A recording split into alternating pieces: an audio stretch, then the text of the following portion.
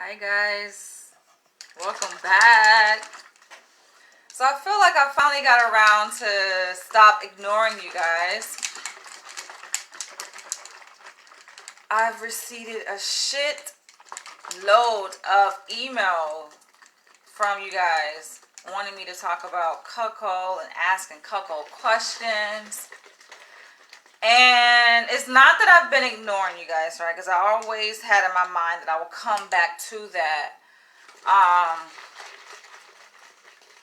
But I get inundated with so many freaking emails, you guys.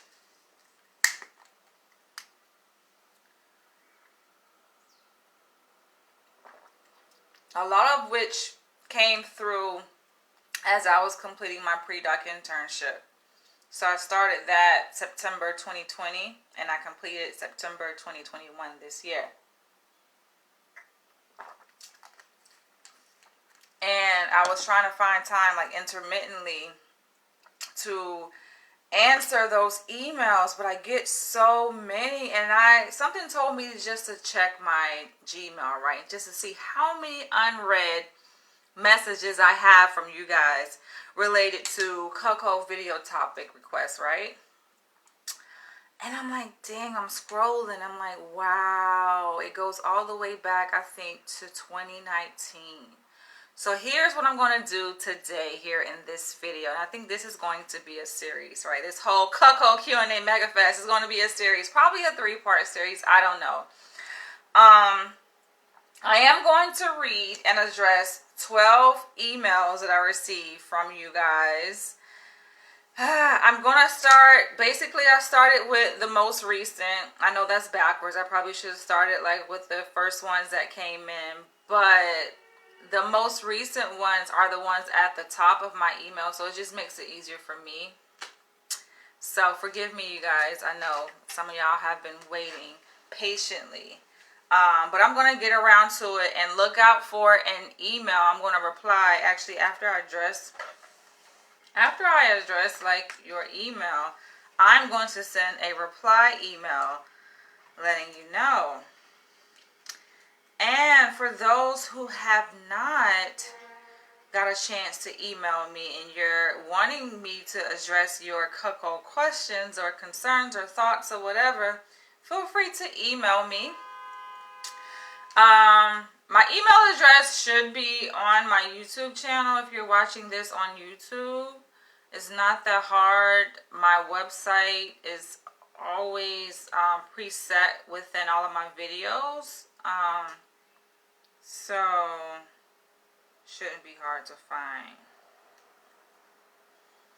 My laptop is saying that I'm low on space because I have so many videos here that I downloaded, which I need to clear space right now for. This should be interesting. Now it's funny because you go back and look at my very first cuckold video I made. I just checked. I think it was June 11th, 2019. Alright, June or July 11, 2019. This was 2 years ago. So meaning it's been over 2 years since I made my very first cuckold video. Granted, I didn't know what the hell cuckold was necessarily. I didn't know there was a name for it. Let's say that. So I talked about in that video, my very first cuckold video, I talked about how I dated a guy. It's from Brooklyn, Jamaican, prior military, right? And as when we were dating, you know, we would talk about all kinds of stuff, right? Just that's just me. I'm that kind of person. I'm very like kind of spontaneous. I'm just open-minded, right? So we were talking about like sexual activities, and he was telling me that when he was in the military, there were men, white men, who would try to solicit his interest in fucking their wives, right, in exchange for pay. And he denied it. He turned it down. And I'm like, what? But that kind of made me have a little bit more respect for him, I guess. Considering now this is a no judgment zone. Granted, I do welcome you guys to share your perspectives, your opinions on things that will be shared here. Some of you guys may get triggered. I don't intend on triggering anyone with anything that I'm going to say here, but I just have to give a fair warning. But yeah, it kind of made me like have a little bit more respect for him. I was like, oh, he got standards, because you know a lot of y'all men just be fucking anything. Like at the first opportunity that you guys get, y'all just like y'all in there, right? And to each his own, but just sometimes I think it's good to have standards and to set limits for yourself and to be cautious. And I made a video series on like cuckold safety tips, so you guys should go watch that. It'll set the context for what I just said. So let's get started, because I got a feeling this video is going to be very long and I have to be very mindful of the time, because I do have an appointment at 12:30. So, and it's 9:51 right now. It's November 19th. It's a Friday. So I have 12 emails here that I'm going to read. Some of these are very short, and some are like kind of lengthy. And I'm like, yo. Wow. Okay, let's get started. So this email was sent October 27th, less than a month ago. And he says, hi, I've watched a few of your videos and by the way, like the majority of the emails I receive, if not all of the emails I receive from you guys, are from men. I don't think I've ever received like an email from a woman. And when I check my YouTube analytics, right, and look at the population of people who watch my videos, yo, it's overwhelmingly men. I'm like, how can I get more women to watch my videos? What do I need to talk about to get more women to watch my videos? But anyway, he says, I've watched a few of your videos and the type of relationships you have advocate and talked about. Now, just because I talk about it, don't think that I'm an advocate for it, okay? I think this is where a lot of y'all get misconstrued, thinking that just because I'm talking about cuckolding that I participate in the cuckold lifestyle. No. Y'all need to take your time to listen to the video. Y'all don't really know me, I get it. Some of y'all just really don't know me. You see that I'm making a video about cuckolding, you're like, oh, she's into cuckolding. I actually addressed that in a video entitled Would I Date a Cuckold? So go and watch that video. He says, do you think they should be normalized? These types of relationships should be normalized. Now, why does it need to be normalized? By the way, the approach I take, some of you guys are not new to this channel, but some of you guys are. You'll learn very quickly that I do tend to analyze things. And sometimes I may answer a question with a question, but it's only to get you guys to think, to help you answer your own question, right? So I will help you answer your question for you. And sometimes I'll just answer it. It depends. But he asked the question, do I think that these types of relationships, I guess meaning alternative type of sexual relationships or relationships in general, alternative style relationships, should they be normalized? Like, why does it need to be normalized? Why do we need acceptance from anyone? So I was talking about how, like, I didn't know there was a name for, like, the whole cuckold thing, right? Relating to my ex and what he was kind of given a proposition to do when he was in the military. Same thing with BDSM, right? Like, I identify myself as a submissive baby girl. And I didn't know that it was a whole fucking community for it, to be honest. I'm like, you know, I like bondage. I like getting tied up. I like being told what to do. I like beatings. Discipline. Beatings. Not spankings, but beatings. I didn't know there was a whole community for it called BDSM until 2014. And while, like, I wrote an autobiographical fictional story called Dying to Submit, and I do talk about in my promotion of that book how it's a very controversial lifestyle, obviously. And it ruffles feathers in many different settings, community settings, especially within academia. Me having just completed a PhD in psychology, I got a chance to witness that ruffling of the feathers. Do you think I gave a fuck? Absolutely no. But is it stressful? Yes, it is distressing when you have a certain identity that you hold, right? And then you interact with people who just don't get it, right? And there's misconceptions, there's judgment, ridicule. And that can be fucking annoying. I experienced that, right? And I guess if you have expectation, you think like, oh, psychologists are more understanding because they study human behavior. It was the complete opposite. They were very judgmental, from my experience.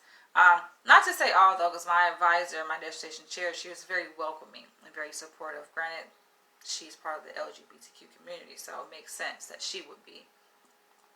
But am I looking for acceptance? Hell the fuck no. I'm 38 years old. Why do I need to feel accepted by any, no. You go out there and you live your fucking life. So I don't see a need for it to be normalized. Though I think if you're wanting it to be normalized, then you just have to live it unapologetically, right? That's how things become normal. Just live it without anyone's permission. Because then you become like the representative, right? You become like a real model, role model for the lifestyle. And we know about role models, right? People look up to role models, to idols. They want to be them. Something about you, like, dang, people just want to copy that. So if that's your intent, how do you think it would redefine what a family is and how it might? I feel like I'm trying to keep this video under 2 hours because I think I know it's going to be 2 hours, especially with 12 fucking people's emails that I'm going to address. But because y'all, like, I like to break things down, right? And some of y'all, like I said, love some really in-depth email responses.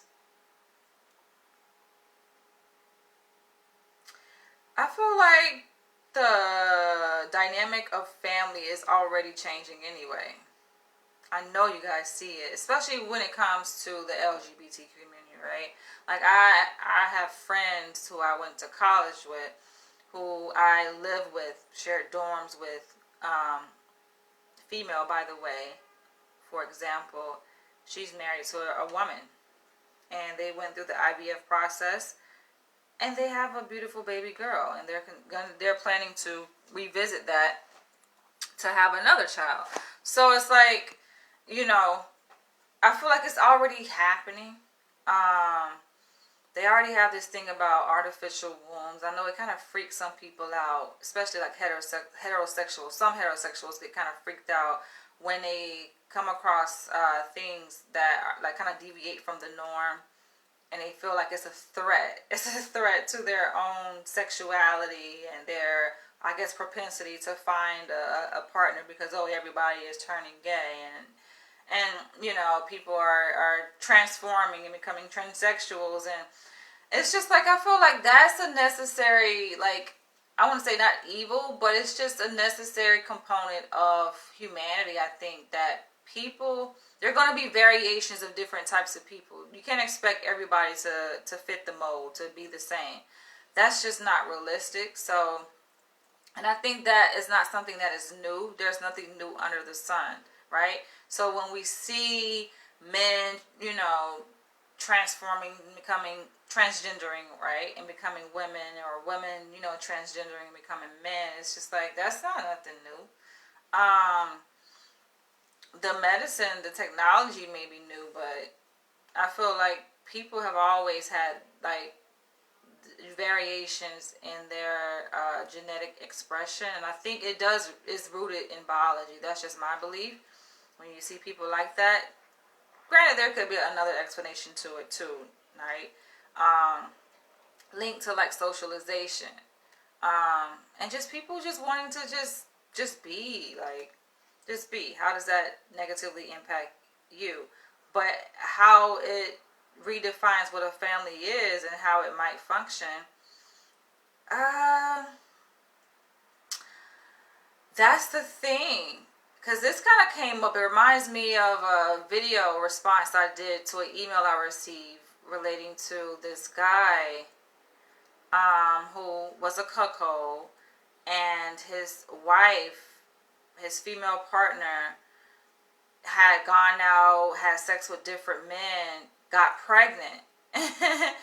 And so obviously there was some concern surrounding the pregnancy, the baby, and like down the road, how is that gonna look, right? When the baby gets older, the baby doesn't know its father, right? But I think, and my response to that, if I can recall correctly, was it's a very unique situation, obviously.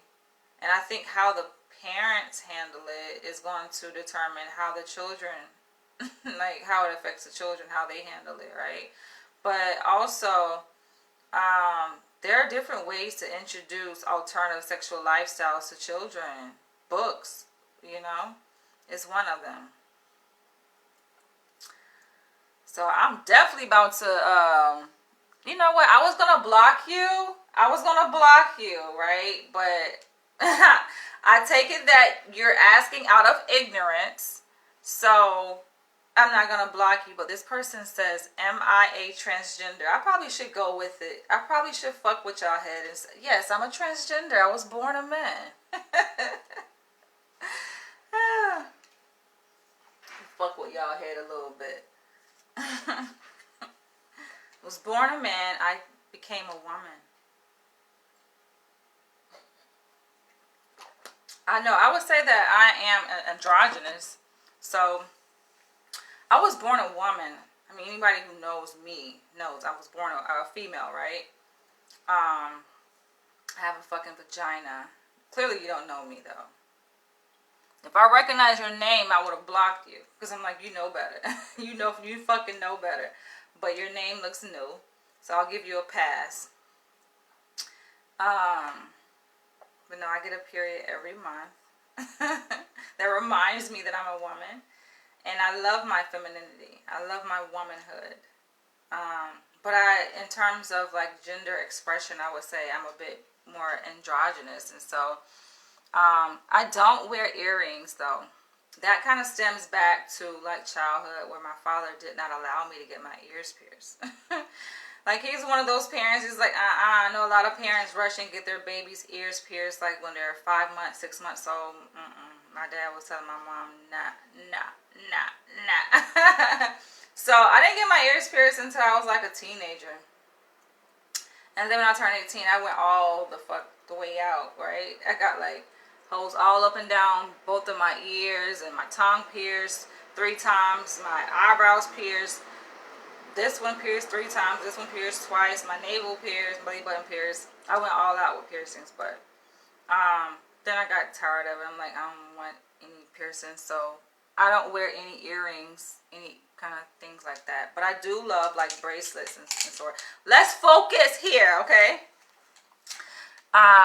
Thank you, Cardell. Is that how you pronounce your name, Cardell? I appreciate it. So,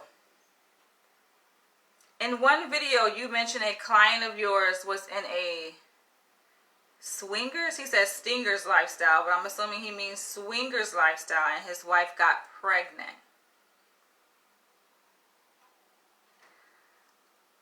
It wasn't my client, okay? I don't have any clients per se as it relates to cuckolding.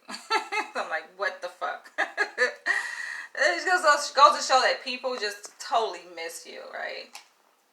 But I am a psychologist, and so of course I do have clients in that respect. Currently now I am on an extended vacation.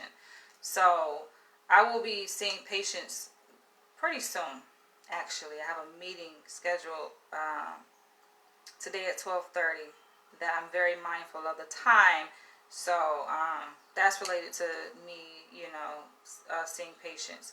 But I don't have any like clients related to cuckolding. So I think he's talking about just a viewer. He's talking about a viewer of mine who was in a swingers lifestyle and his wife got pregnant. Should we continue marriages as they are, or do you think that such unions should no longer be practiced? How should a family function in this type of lifestyle? See, that's a very broad question. It helps to be very specific in your questioning. Do I have a cuckold? I am very much single. I talk about alternative sexual lifestyles such as cuckolding and BDSM, but I am not directly engaged in the cuckold lifestyle. I identify myself as a baby girl, submissive baby girl. So I identify more so with the BDSM lifestyle. I know they're related though. Those two things are related. I look at kind of BDSM as a major umbrella of all these other different subsects of lifestyles. But I'm single. I don't have any children. I don't have a partner. I am dating though. I'm exploring my options.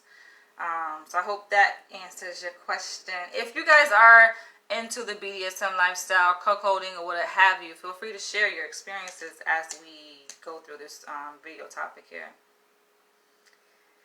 But these questions, I feel like if you ask a general question, you get a general answer. If you ask a specific question, then you get a very specific answer. So keep going. You mentioned another war. What? People need to proofread their emails before they send them. You mentioned in another about sperm competition and race breeding. I did do a video on sperm competition and race breeding because someone asked me to. And I thought it was interesting.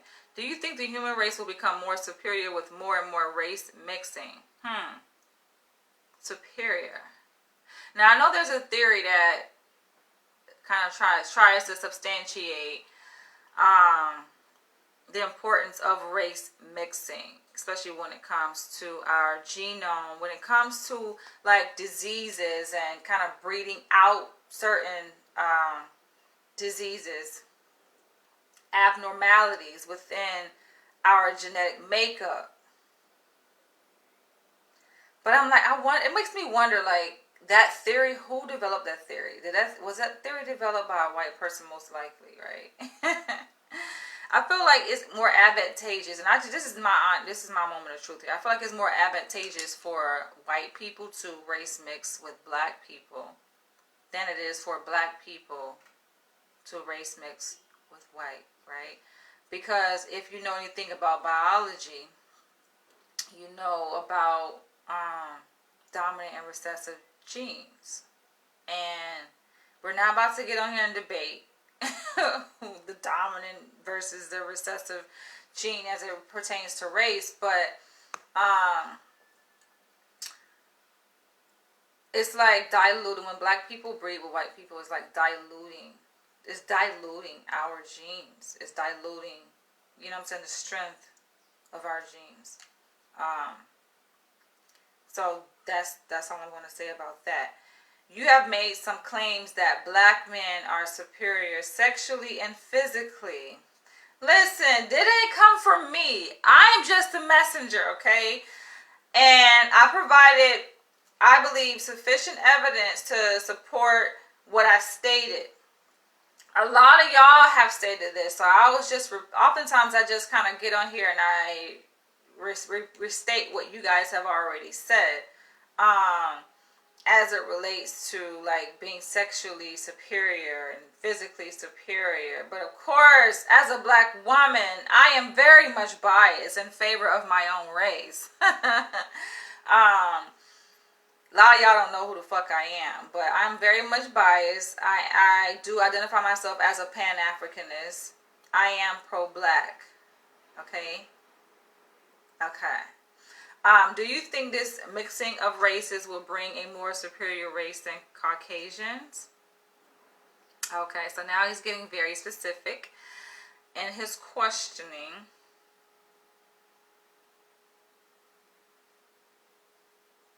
This is a good question here. This email in and of itself, I'm still in the very first email. I have 12 total that I'm going to go through, right? This is the first email that I'm addressing, right? In this Q&A. This could have been a topic by itself, but I feel like if I do that, I would never get to you guys' email questions. So I'm like, let me just lump all this shit in one. This is 12. I have a lot more, so there's going to be a part 2. I'll probably come back tomorrow and do the part 2 with the other unread messages that I have. I feel like the better question is, why does it matter? I feel like people, these questions you're asking leading questions because you already have a preconceived notion as it pertains to race superiority, right? It's like you already know, but you want me to get on here and to provide validation. You already have the answer. Why do you want me to? Why do I have to say it? Why are you putting me in a position to say this? God damn. White people already know genetically that black people are superior. Genetically, right? And that's why they created a system of white supremacy, racial oppression. So that then they could regain a sense of power politically, economically. Put us at a disadvantage. And of course, everything is intertwined, right? Politics, economics. When it comes to survival of the fittest, that's going to impact black people's ability to, survive. Now, granted, they say the cream rises to the top, right? So even though black people, are oppressed and struggling and fighting against these systems, that could obviously, and that has made us a lot stronger too, right? It's just, if it's in us, it's in us. There's nothing you can do about it, right? I even said that as it relates to taking the COVID vaccine. Granted, I live in New York City, right? And y'all know I'm fucking anti-vaccine. You don't need that shit. If you don't need it, don't take it. That's just my philosophy on anything. Don't put nothing in your body you don't really need, including like medication.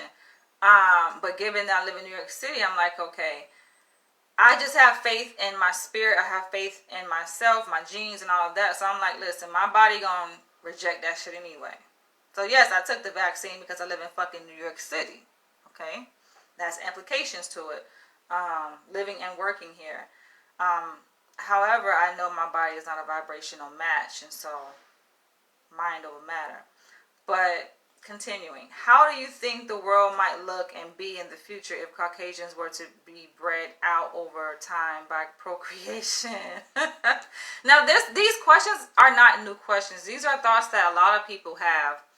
I've heard black men explain their reason why they chose to date or marry interracially, especially pro-black men, to say, it's a form of breeding out the white race. It's a form of like genetic annihilation of the white race. So you don't have to pick up a gun, as Dr. Frances Cress Welsing suggests, right, in her book, The ISIS Papers. All you gotta do is pull out your dick and fuck a white bitch. And if all black men did that, the white race will be extinguished, essentially. Like I said, those are her words, not mine, but it makes sense, though. If something makes sense, it makes sense. Now, if you have an opposing perspective, feel free to share. This is an interactive discussion. This is not about attacking one race or the other race. Black people don't hate white people. Let's make that clear, right? If anything, black people love white people more than they love their own fucking race, unfortunately. That's the issue that black people have. What do you think from a black female perspective on interracial cuckolding and breeding? I made a video on that. Are you comfortable with the idea? Do you think society would be better without white people? Do I personally think society would be? I don't think it's about race. I think that, and I just made a video on this. I just talked about this, y'all.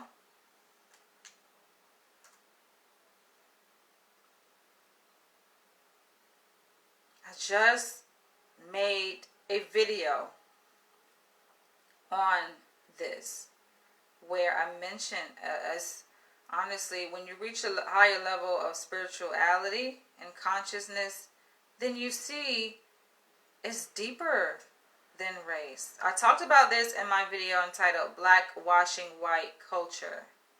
Go and watch that video that I made yesterday on November 18th. We have been invited on this stage of racism, which really is an illusion, but we're living it, and illusions can be reality, right? We're living it. But it's an illusion. It's a game. Go watch that.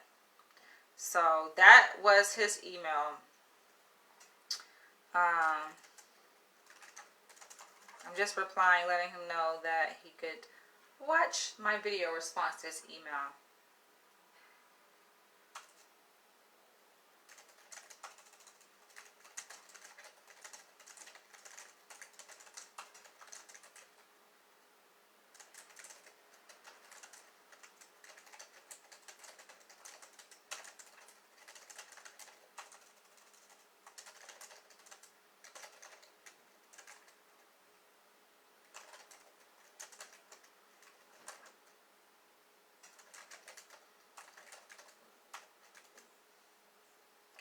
Because I want to make sure I keep my word and really respond to you guys. I don't want to like ignore you guys.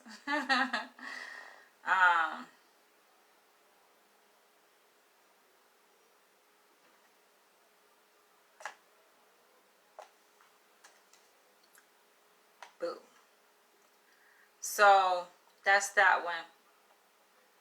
All right, next.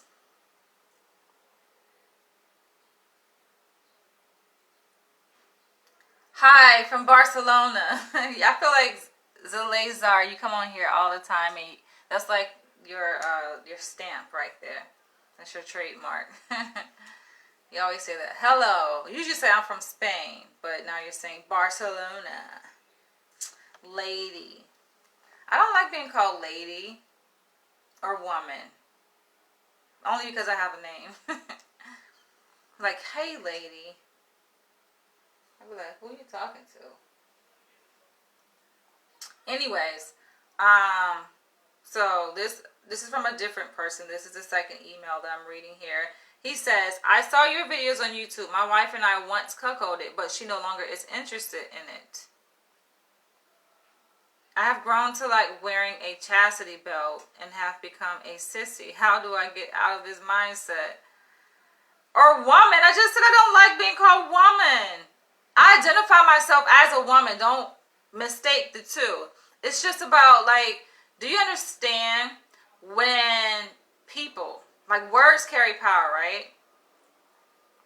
I think the old school people know this. See, a lot of new school people, y'all just repeat and enact what you've heard and you've seen done. But old school players know. Calling a female, right? Hey lady, or hey woman, that's kind of like a derogatory statement if you ask. It's kind of derogatory. Not the word, but the act of calling a woman when she has a name, right? Hey woman. I never liked that, y'all. And I oftentimes ignore it. I haven't even women be doing that. Some woman got on my video and she was like, hey lady, hey woman. Even at the workplace. And I get it, depending on your culture, right? I get it within certain cultures, like especially like Caribbean cultures. That's their thing. Caribbean cultures, they like doing that shit. And I was working with this Caribbean woman. She was like, hey woman. And she'll be texting me, hey woman, what's going on? Nah. Nah, ain't nobody fucking woman. Anyway, damn, I feel for this guy because he's been cuckolded by his wife. She's no longer interested in it, basically. So his wife went out, had her fun with other men. He has grown to like wearing a chastity belt, and then he became a sissy. Yo, there's more to the story than that. He didn't really say much, but there's definitely more to the story than that. And he's like, how do I get out of this mindset? If you liked it, why do you want to get away from it? Because she's no longer interested in it. But y'all sound like y'all a match made in heaven, though, because it sound like you just doing things that she wants you to do. Now she's no longer interested in it, and now you stuck with the mindset of being a sissy wearing a chastity belt. But you want to get out of the mindset? Sound like you're just trying to please her, but that kind of goes along with your character too. Sorry, you guys, I have to slow down because I know that I am from the South. So from the South, like our dialect, our words sometimes kind of run together. We'll say like a whole sentence and it'll come out like as one phrase or one word, and you're like, what the hell? So I gotta like make sure I enunciate my words so y'all hear what the hell I'm saying.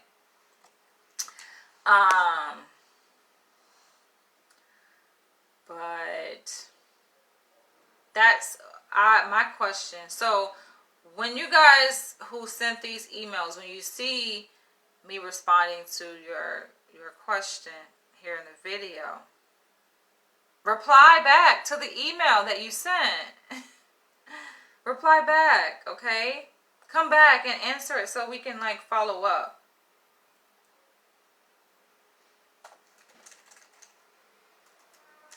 Because there's an answer to your question.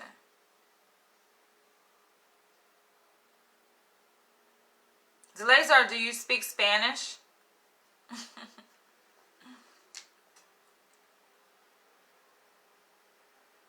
Yeah, he has me thinking here, like... But that's how you know he truly is submissive, though.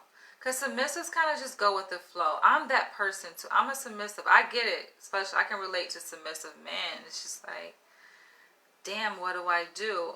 Like, the whole tone of his email screams submissive. Right? He's like, my wife and I once cuckolded, but she no longer is interested. She, leading with she, no longer is interested, right? It's really putting her interest above his own. I have grown to like wearing a chastity belt and have become a sissy in response to her desire, right? To cuckold his ass. He's like, how do I get out of this mindset?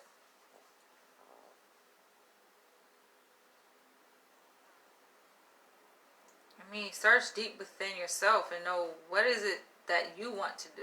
Sometimes people get lost in another person's expectations or desires and wishes, and then you forget that you have your own set of desires and expectations and wishes, right?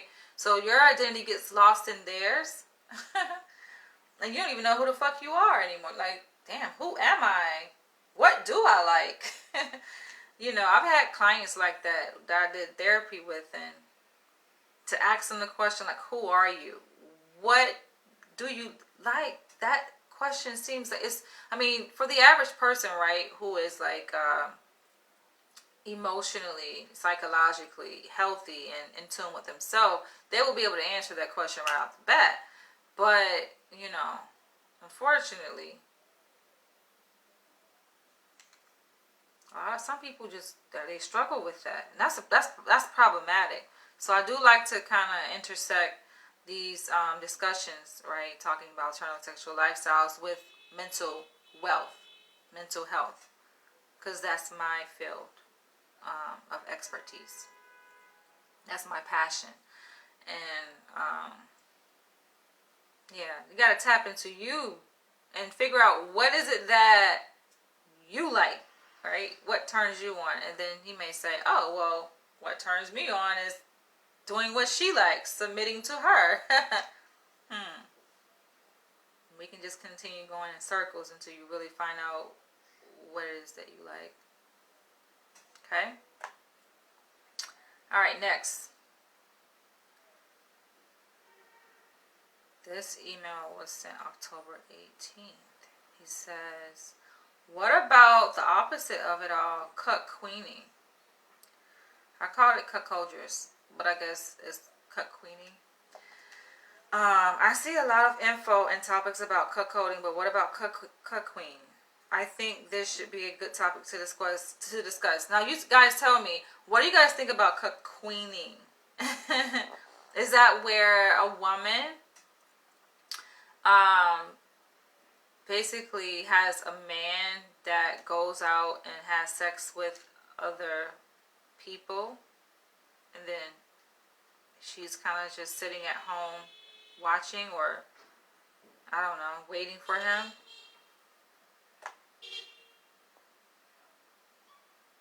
Help me understand.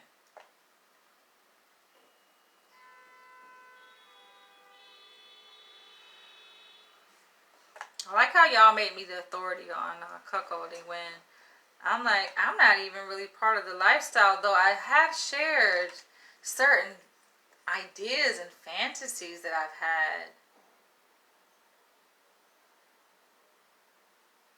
I don't know if y'all ready for that, though. No.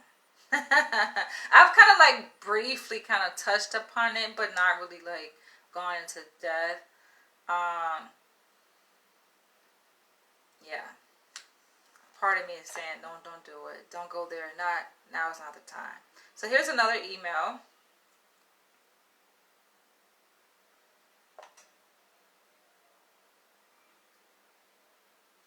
Hold on.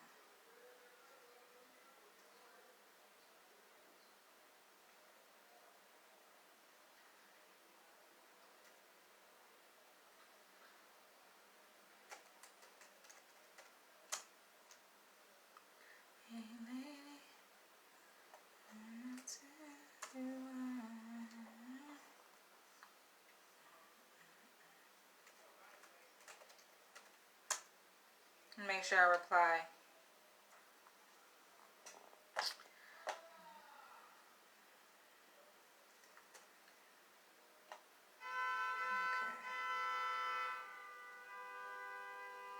New Yorkers, they just like to honk the horn just because they have one.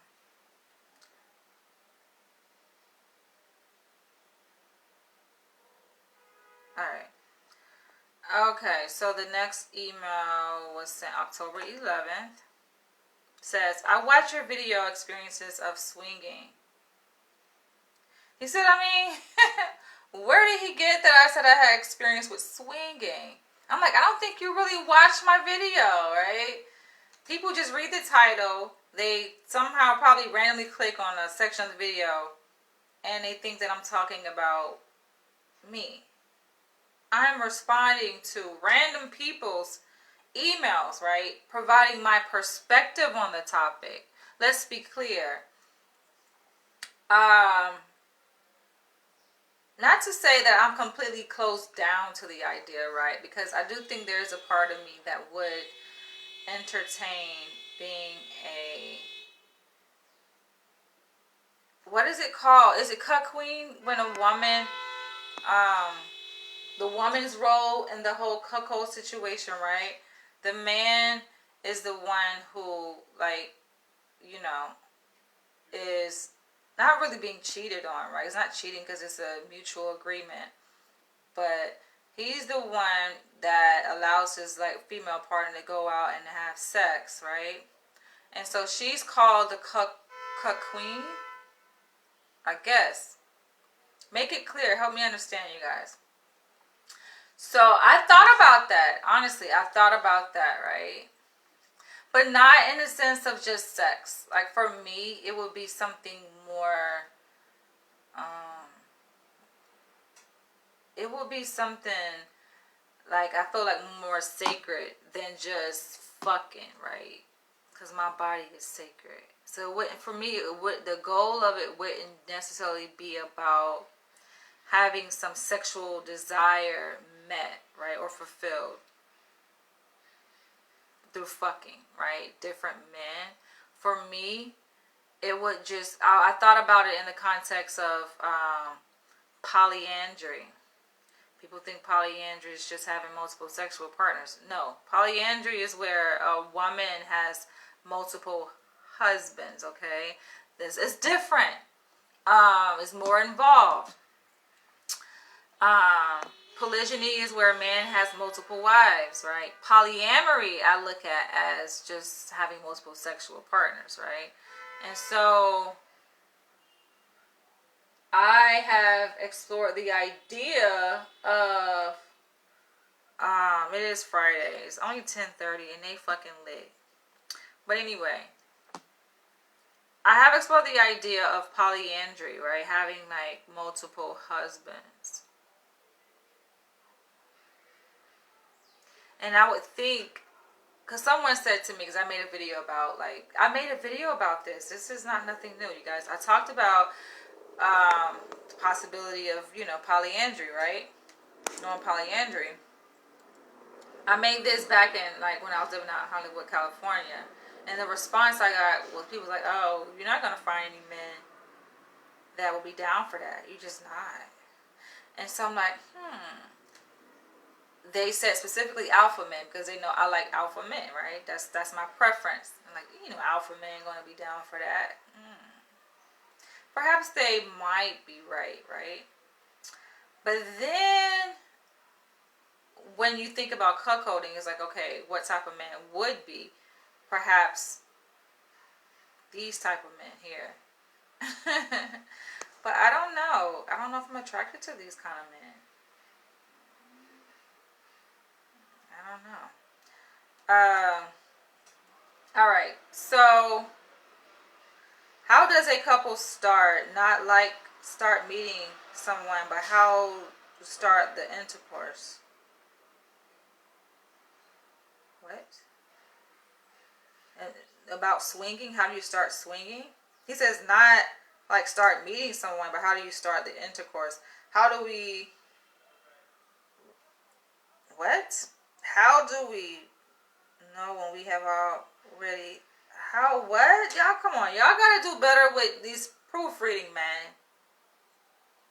How do we, when we have already met someone on the internet and plan to meet, like, when is it time to do it? Like, how does it happen? Do you jump into it?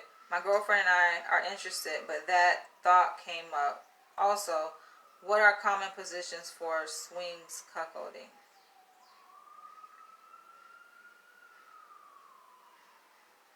Hell no, you don't just jump into it unless, I get it, a lot of people are spontaneous. It takes the fun out of it if you plan too much, right? And if you like have all these safeguards, take all these super precautions, it takes like the mystique out of it. Right? So I think, of course, safety first. I made a video about cuckold safety tips. Y'all should watch that, where I went in depth and we kind of weighed the cost benefit of having these safety precautions in place, especially when you're a kind of person that you just want to have fun. You just want to get to it, like living life on the edge, But then you don't want to be like that couple. I felt kind of bad for them, where they were feeling bad. They were feeling very like regretful and guilty about their situation, especially bringing a child into it. The child doesn't know who the father is because, he was a cuckold. He allowed his partner to go out and they were just swinging, having fun. She's fucking different men. They didn't know. They didn't use protection and boom, right? But at the same, it's not bad because, listen, a child isn't a death sentence, right? Diseases can be, though. Diseases can be. And I think I would rather have a fucking child, right? Unplanned pregnancy than fucking unplanned disease, terminal disease at that. But yeah, they were feeling bad. So yeah, you don't just want to be out there like indiscriminately, like wilding out, right? Living the whole teenage life all over again. Because it comes with, it has repercussions. It comes with consequences. And, it's like playing Russian roulette. You can get away with a lot, right? You know, maybe nothing happens. Maybe you don't fucking have an unplanned pregnancy, or fucking unexpected STD, or you know, something bad happening where you felt like your life was threatened. This one couple was talking about like they felt their life was threatened. You know, people were not showing up. You know, like if you're a person that you keep your word, right, and you say you're going to be at a certain place at a certain time, you keep your end of the bargain, but the other person doesn't keep their end of the bargain. That's unfair, and you're in situations where you're wasting your time, you're wasting your money, right? You may have reserved a hotel, and you may have fucking booked a flight to go and meet these people that agreed to engage with you in this swinging activity, and then come on, like who wants to do that? Who wants to waste time or money, right? So yeah, I emphasize the importance of like kind of slowing it down, getting to know. And so that's when people ask me about, okay, will I engage in this kind of thing, right? In terms of, yeah, like polyandry, like slowing it down. Of course, I know I live in America, so you can't have multiple husbands legally, but in terms of just like having multiple male partners where we have a relationship that we have nurtured. You know, we're not just like meeting up and randomly fucking, right? But I know these men know me, like on an intimate level, right? As it would be any serious committed relationship, right? So, yeah, in my experience, we talked about it for long. Then once invited that guy to our hotel room, an hour before my woman wasn't sure if she wanted. Then we drank and got tipsy. Alcohol always helps, right? For an hour and called him and gave him the hotel address. We met in the hotel lobby. He seemed nice, so we went to the room. We were a bit drunk, so it happened right away. Did you have fun? Did you enjoy it? Now, your name, you have a different kind of spelling of a name. Where are you from? Orha. Looks Indian. But yeah, so I'm amazed to see like how widespread this kind of practice is. You know, this fetish is pretty common. I'm amazed to see. I didn't know how common it was, and then I made a cuckold video and it went viral. And I'm like, dang, y'all really like this shit? So part of me is still trying to wrap my mind around the fascination for it by other people, which I did kind of dissect and talk about, like the psychological underpinnings of cuckolding, the why. I actually did that in my first video on cuckold. The why men would be attracted to being a cuckold, and why would black men even be attracted to being a bull. This person says, this just seems awkward for someone who has never done it before. He says also, what are the common positions for swinging? Common positions, I don't know. I would say regular fucking positions. I don't know. What are the common positions, you guys, for a swing? Cuckolding, this person says. Me don't know. Alright, going forward. Hey, this email was sent October 9th. It says, hey, I was wondering if I can have you cuckold me. Like, seriously, I live in Anaheim. I mean, I get it. You know, be bold, right? Try your luck, but y'all clearly don't know me. Got one person on here thinking that I'm a transgender. Another person thinking that I'm on here trying to solicit to be in cuckold relationship. Like, alright. But no, I get it. Like, try your luck. You know, you never know, right? You just never know. We live in a world where everybody's on social media. People do meet people offline, right? And not to say I haven't. I have, but only for business purposes. Let's be clear. I built a whole organization, literary organization, from online, from people I've met online on Facebook. And I've held like national conventions, right? All from just online interaction. And it went well. And it's still going.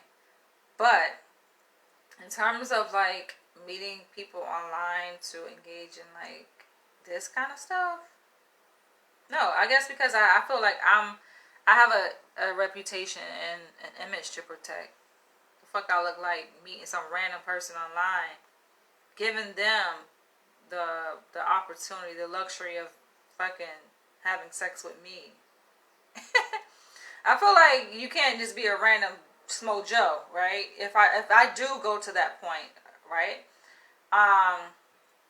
The only person I probably would do that with, right, is, and I already said this, Dr. Umar Johnson. He's the only online personality.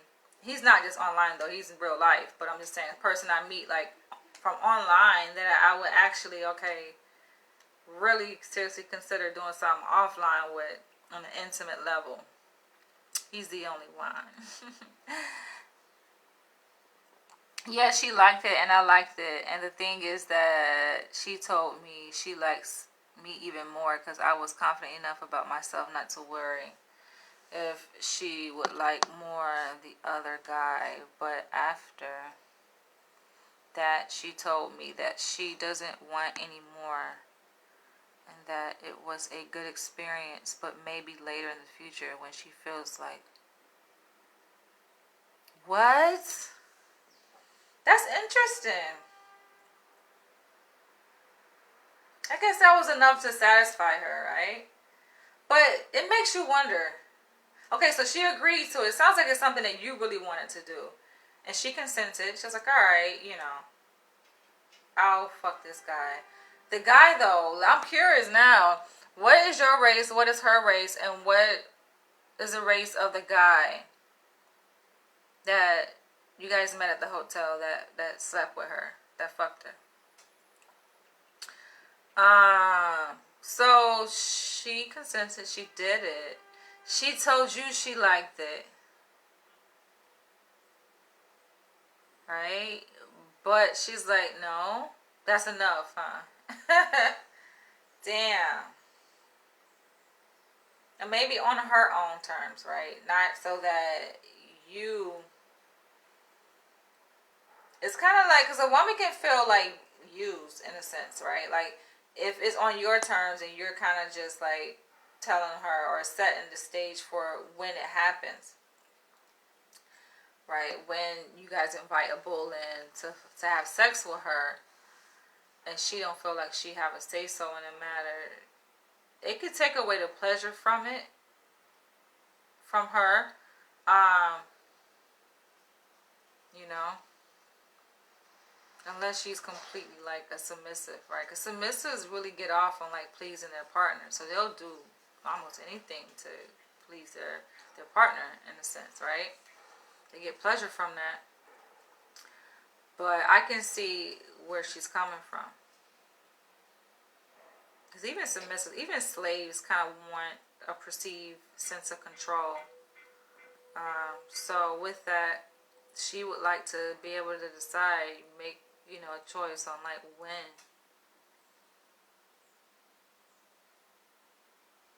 It's like, it reminds me, right? Like cuckolding, because it's alternative. This is different. It's like stepping away from the norm. It's kind of stepping into the dark world, the dark side, right? And BDSM, right? And it's like there's so much stigma surrounding it. That's what makes it exciting and fun to do, right? The stigma. But it's like when you do it, you feel the stigma. You feel kind of tainted.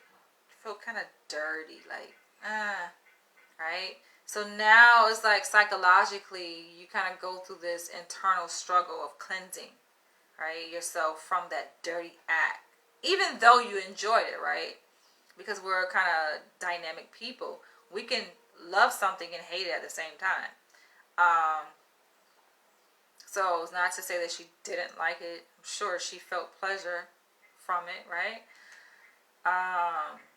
Sexually, but psychologically, though, there's a process that's happening in her mind, right? Because you can't ignore that part, the socialization that takes place within our society. I don't know where you're from.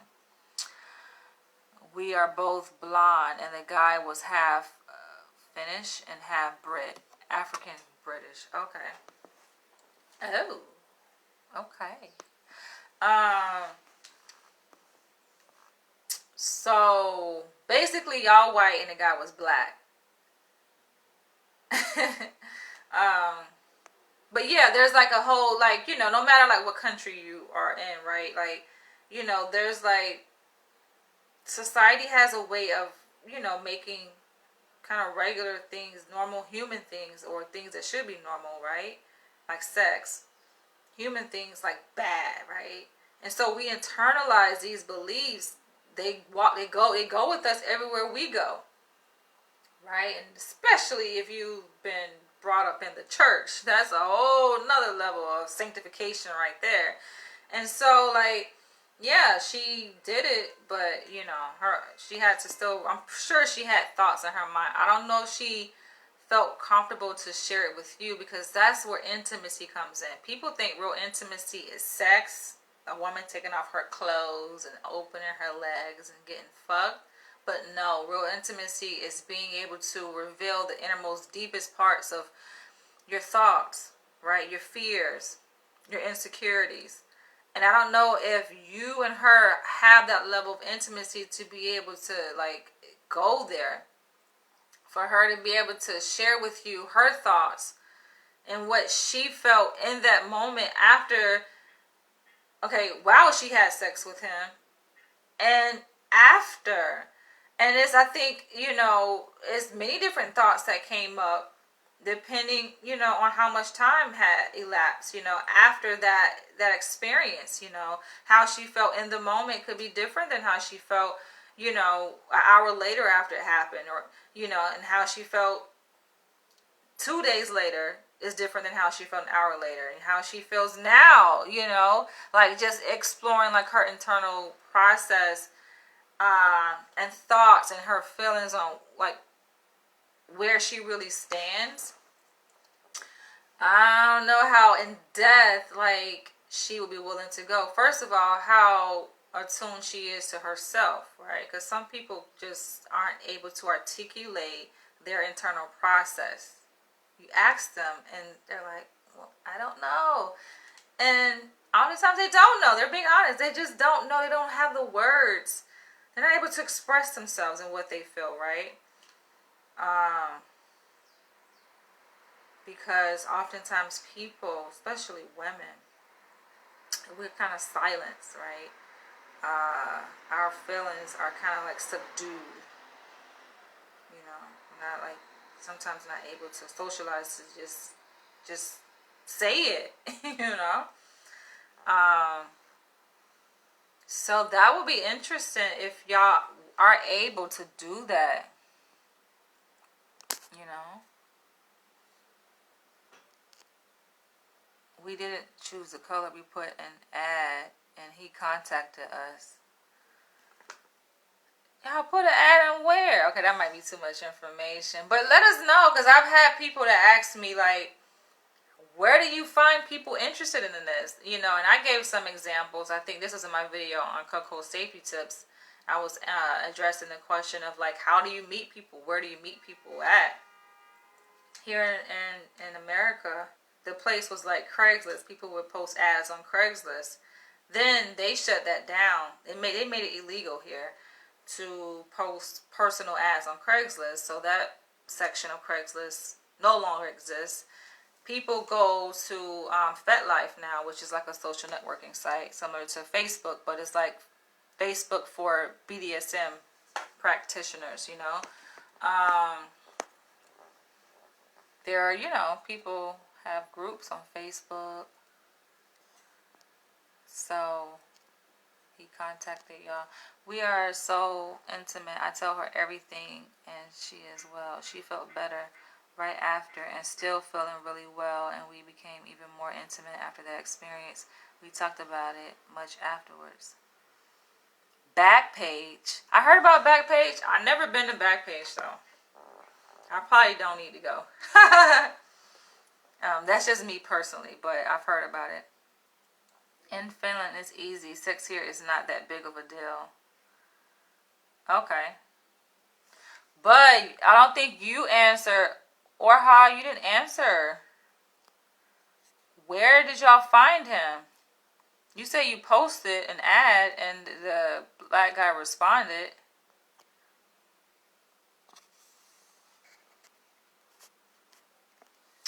But okay, so I'm curious, like what I'm trying to figure out what is inhibiting her. She's saying that she's good for now. That was only y'all only did it one time then, right? Only once. So it's been a year? You said it's been a year, right? If I read that correctly. How long has it been? So it's like she don't want to do it no more? She just want to wait. The Finnish internet page. Finnish spelled Finnish.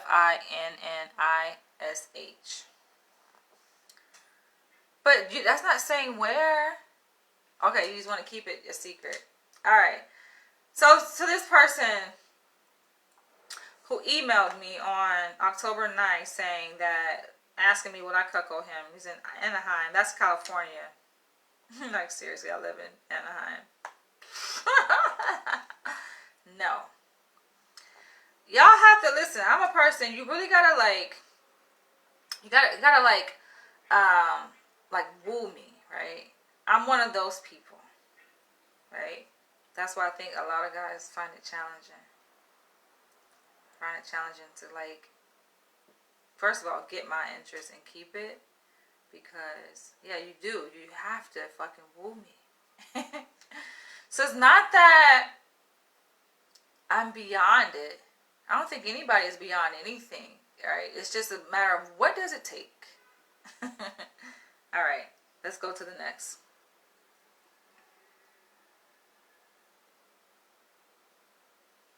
Oh, he's dropping the name. I ain't even gonna try to pronounce that. Yo, I'm not even gonna try to pronounce that. I'll spell it though. SEKSITREFFIT.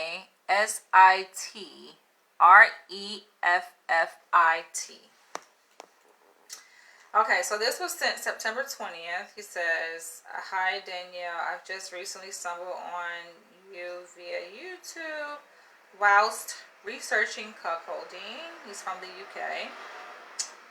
Did I respond to this? He says, "You then came across in my Facebook feed. I just want to say I find your content so enlightening and insightful, as I have a deep fetish fascination for cuckolding BDSM. I'm also interested in psychology and philosophy. I just want to say you are beautiful as the sun is warm." Thank you. "Not only are you lovely on the outside, you seem such a really lovely person on the inside. Bless, love," says his name from the UK. Aww. Oh, I know who this person is. Yo, I have a tendency, and I feel like, don't take it personal. There's a fucking bug. And I hate when, like, those flies, they find a way to get into your place. They just be waiting, like, for the door to open. As soon as the door opens, Sexy Treffit. Oh, okay. Sexy Treffit? Did I say that right? But yeah, I do have a tendency, like, yo, I be blocking people. Don't take it personal. If I block you from my Facebook page, just email me. We can talk about it. Because y'all see, I was just about to block that one guy. I think he was African, asking me, am I transgender? But I said, wait a minute. I can't take it personal, right? He doesn't know me. I could probably pass as a transgender, huh? I could. But I take it as an insult for a woman who was born a fucking woman. Anyway. Okay, this email was sent September 14th. So you guys can see we're going back in time. I started with the most recent. Because all I did was just open my Gmail and I typed in the search bar Cuckold to find all the unread Cuckold emails to do this Q&A. Alright, so it says, I love your videos. Very cool. Sweet, relaxing, and great topics like cuckolding and racial issues. Because you mentioned numbers of times that you are interested in communication and stories, I want to share with you my situation. And please let me know, what do you think? I am married, he says. 37 years old, white male. I am a submissive guy, very nice and a kind person, and love to please everyone and make people happy.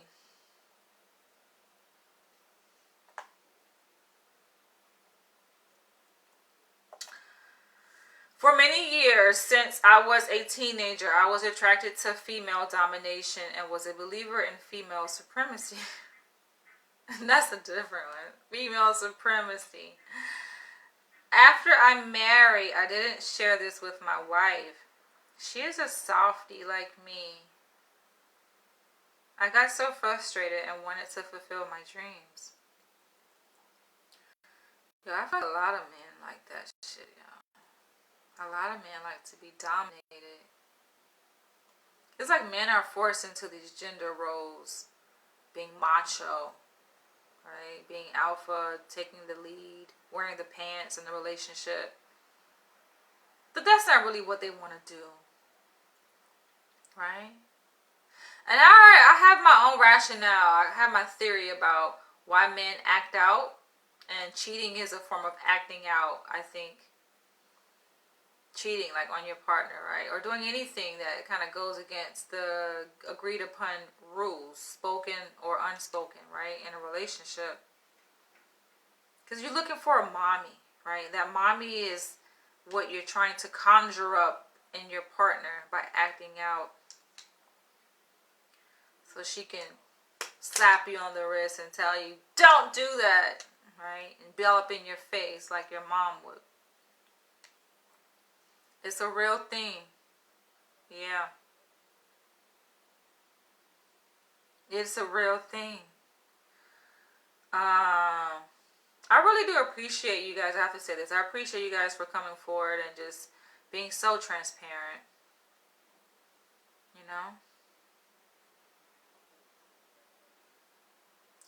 This motherfucking book. I was able to kill one, though, the other day. I caught him slipping. Alright. She's a softie like me. I got so frustrated and wanted to fulfill my dreams. I started to look for Dom, for some BDSM, and later for domestic serving. What? So you married. And you married, you're a submissive man, right? Submissive white man. You married this woman who's also a softie, as you call her, right? But you got frustrated because she's not fulfilling those desires, right? Those unmet needs that you have. So you started to look for Dom. All right, let me not jump the gun, but I'm like, it sounds like his ass, cheated. But anyway. He says, in the past 6 years or so, I got obsessed with cuckolding and so many men that be looking at porn. That's where it starts, right? Because they don't just like go right out and cheat. They be on their phone looking at that porn.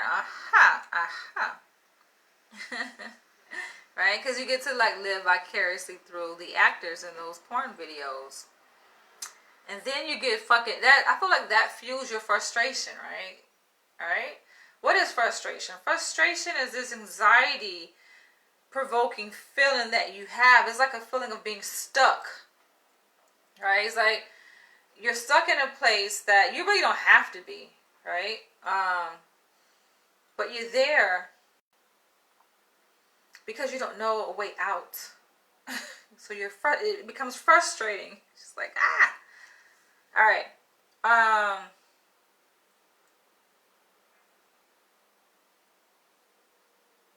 The past 6 years or so, I got obsessed with cuckolding and really interested to introduce my wife to that. Basically, I'm thinking if she can't dominate me, at least she can do it through cuckolding. I got into cuckolding without knowing anything about black men, but very fast I learned that I'm very submissive to the black bulls. They seem to be much more dominant and big and strong, and I fell into BBC world and black supremacy. See, this is what I'm saying. Y'all be asking me, oh, what do you think about, superiority and do I think black people are superior? Like, y'all be saying this. This is stuff. Listen, you hear this? They seem to be much more dominant. This is a white man, 37 years old, says they seem to be much more dominant and big and strong. They being black men, right? Black bulls. And I fell into BBC world and black supremacy. And so I get it, right? There are all kind of people who like watch my videos. And so it's y'all, right? Because I feel like people who are like sexually free tend to be more in tune, self-aware. I think there's a direct correlation there. And so they know what's up, more honest. All right. I became obsessed with black men and black dom females. I am not sure how to take it from here. I want to take it to the next level and find a bull for us to dominate both of us. So you mean to tell me you just explored it? You said, so in the past 6 years you become so obsessed with cuckolding. You've been exploring it just for 6 years? You've been exploring it for 6 years and you have not acted upon it? That's a long time to explore something as a grown-ass 37-year-old man, though. I'm just saying, though. But I get it. Like, you're 31, around early 30s when you discovered this, I guess, or started to explore it. Just kind of like fantasizing about it.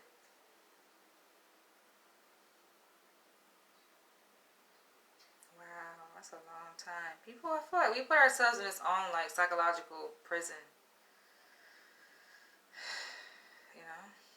Instead of just living. Life is fucking short. Just go out there and live, right? But we don't because we have so many fears. And fear is a good thing, right? It's your instincts telling you, wait a minute. Hold up. Consider this, right? So listen to your instincts, right? I'm not saying to completely shut down fear, right? But oftentimes it's fear that keeps us from doing this goddamn bug, It's fear that keeps us from doing the thing that will be life-changing for us in a good way.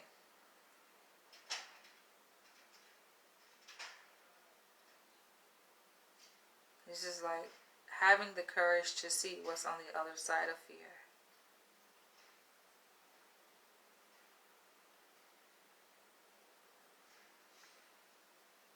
He's been exploring the porn for years, which is normal.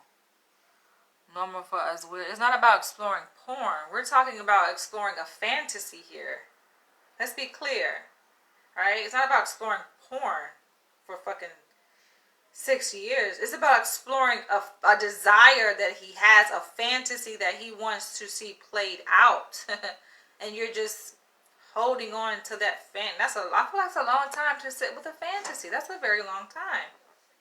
If you ask me. As an adult, right? It's one thing to have a fantasy. Let's say you're 16 years old, right? And you have a fantasy, right? Okay, yeah, or you're 12 years old and you have a fantasy. Like, nah, you need to wait your ass until you get mature, right?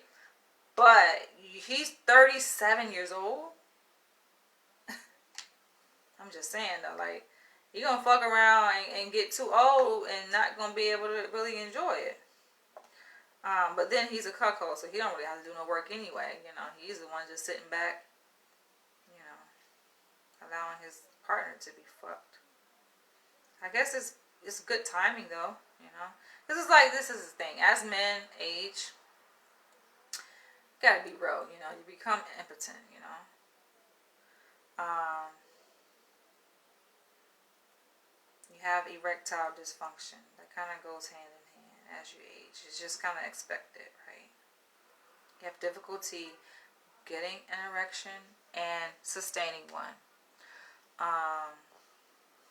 Your shit just don't work the same anymore, you know? It just doesn't.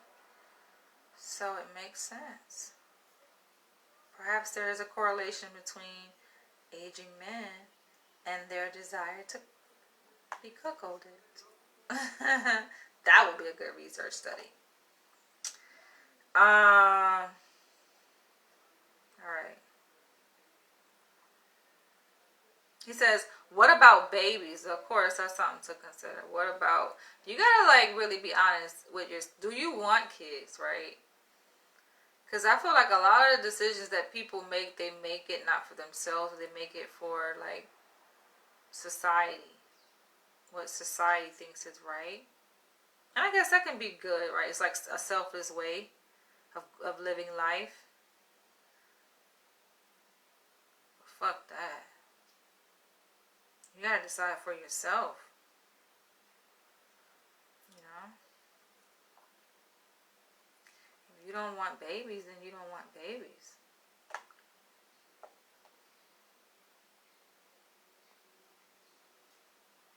I saw this photo taken here in Upper East Side, where I live in Manhattan, New York. It was of a mobile vasectomy van. Mobile vasectomy. Yo. Alright.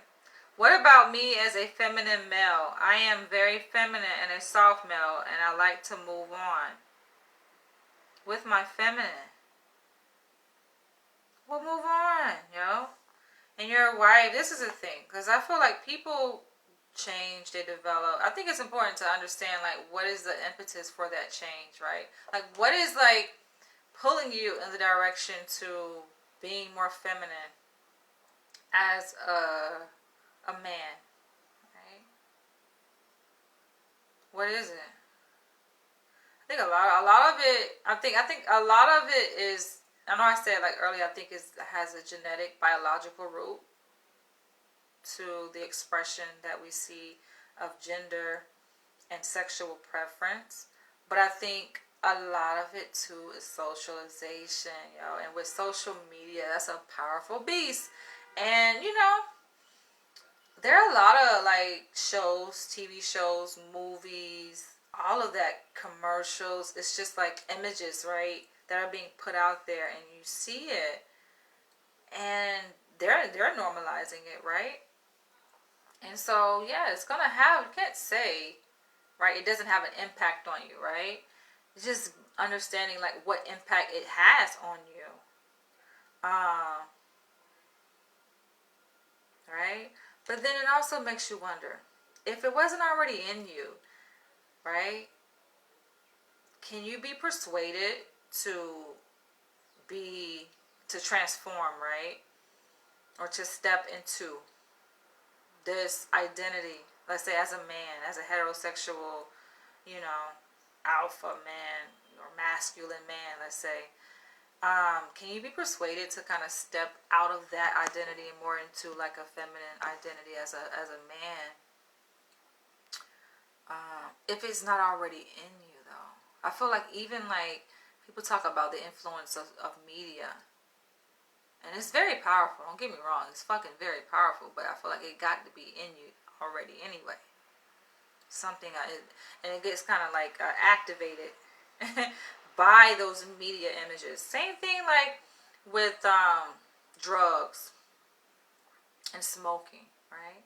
Being a teenager, you never touch marijuana, you never smoke, but then peer pressure, and someone hands you a blunt, a spliff, right, joint, and you smoke it, and you're like, take it, just take it, just take it, right? Then you take it, because you look around, everybody else is doing it. and then you fucking like it. But do you like it, right? Because of the images you see in the media and everybody getting high and looking like they're having fun and smoking and your friends are doing it and they handed you a spliff. Do you like it because of that? Or maybe it's something already like pre-wired in you. You're predisposed to it, you know, genetically. Because after you do your research, right, you find that, oh, your father smoked. And then, oh, his father smoked. Oh, okay. Oh, it makes sense now, right? So that's just something that I would have in mind. With my feminine, I love the fact that you understand my feelings towards black men, and I am all confused. One more question: do you offer phone consult? I've been getting this question like asked a lot. Will I do phone consultations, even video? And I have to say no. But I guess if enough people ask me this, I might say yes. But of course, I would like to be compensated. So that's another thing. People, I feel like sometimes don't want to. They want advice, right? They feel entitled to advice, especially with me offering it here to you guys via video publicly. And, you know, they feel like they can benefit from more one-on-one. But then they kind of like think in their mind like, do I really want this? So I like to get people to the point to deciding for themselves. Is this something that you really feel that you need? Can you live without it? You know, are you willing to compensate? Because my time is valuable, and you're asking for at least 1 hour of my time. I make these videos, yes, because I like to vlog. Clearly, this is like a hobby of mine. I like to do this. And I also would like to do consultations too. I mean, I'm a psychologist, so of course I like to help people and work with people one-on-one. And also I like to work with people in group settings too. But yeah, I live in New York City, guys. The cost, I don't know if you guys know, the cost of living here is pretty pricey. And so for me to just be taking time out of my day, my free time, well, no, time isn't really free, but to be doing like consultations with people, and you're not the only one. There are other people who have asked this, right? So let's say if I'm going to be meeting with 3 people a day, and I'm just offering it for free, like here you go. Maybe I'll do like a raffle or something. He says, if yes, let me please know your rates. Okay, well at least he's willing to compensate. I salute you from Finland. Helsinki, Finland. Sorry to interrupt. I have to say that before we go to sauna with my girlfriend. You are great. I respect you much. Keep it up. You're just awesome. Oh, enjoy the sauna. I want to go to a spa. It sounds really relaxing. I've been sitting on my fantasies for a decade now. Yo, if you don't mind sharing, what are your fantasies? What's your biggest fantasy? That's a question that I have like on one of my forums. Right? So I wrote a book, autobiographical, erotica, fictional story called Dying to Submit. I have excerpts from the book on my website at danielleleach.com. And so I like to give things like away, right? And so I have a form set up where you could claim a free copy of, you can get a free copy of my book, Dying to Submit. All you gotta do is just answer, like fill out the form, and I ask on the form also. It's a very short form, right? Just ask basic information so that I can send you the book, actual physical copy. You know, I'm very old school, so I don't do the digital thing. And just answer the question, what is your fantasy? Right? Answer that. I like to hear people's fantasies. And also to explore what's keeping you from living that fantasy. But yeah, I really do appreciate that this person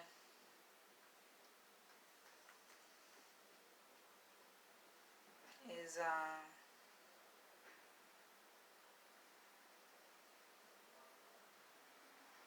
respectful of my time to ask me what is my rate.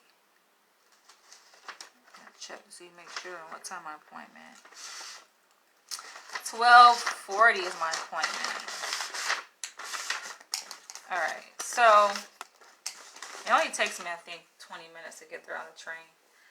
So we have good time. But yeah, I don't know if I guess I just gotta find time. And part of my reluctance, I don't even think it's really about money. I think it's about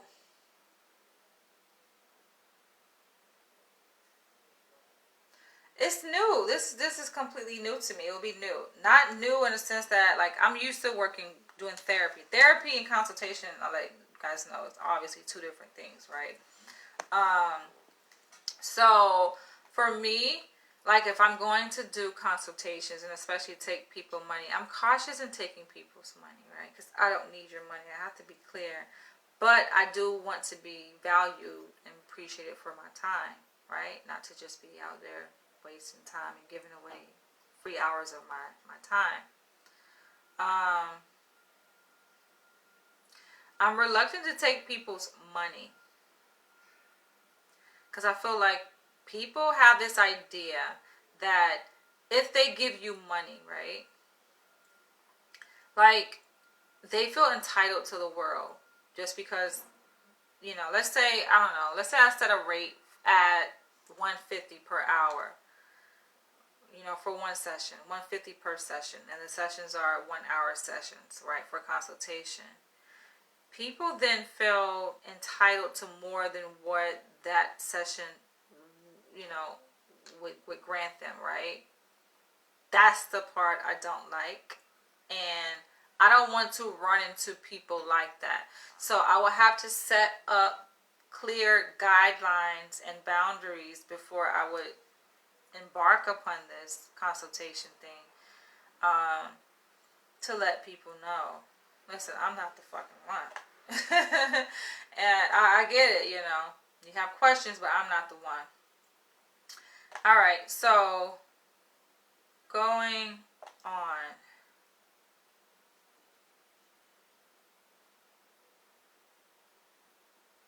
All right.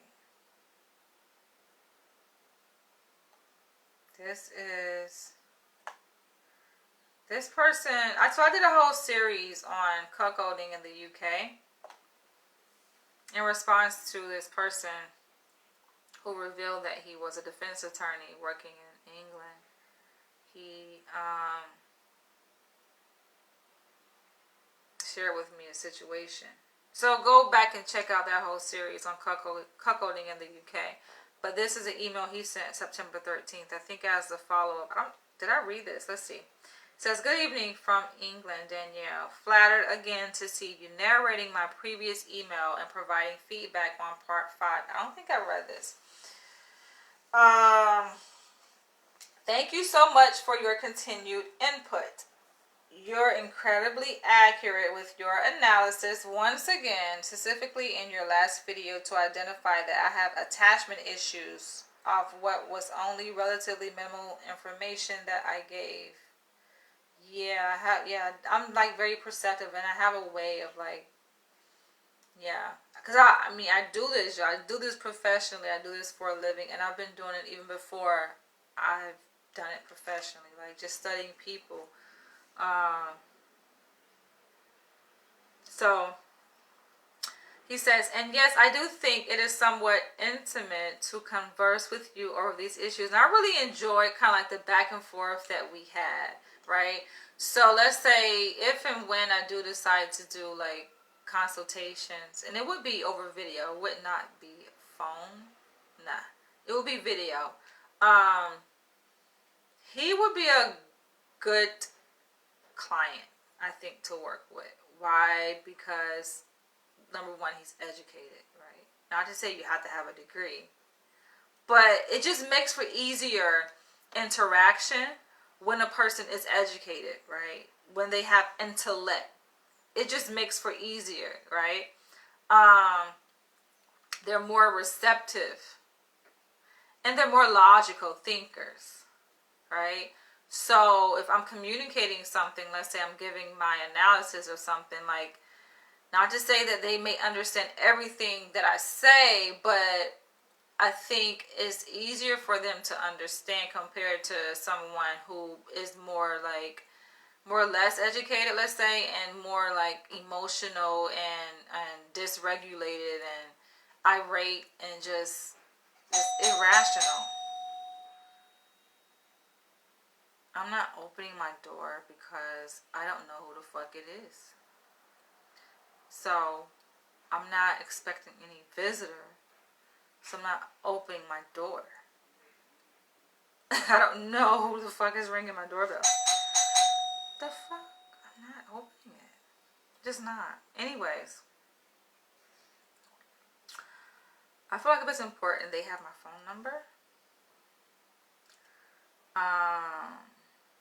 So let's continue. So yeah, he would be like the prime candidate to do a consultation with.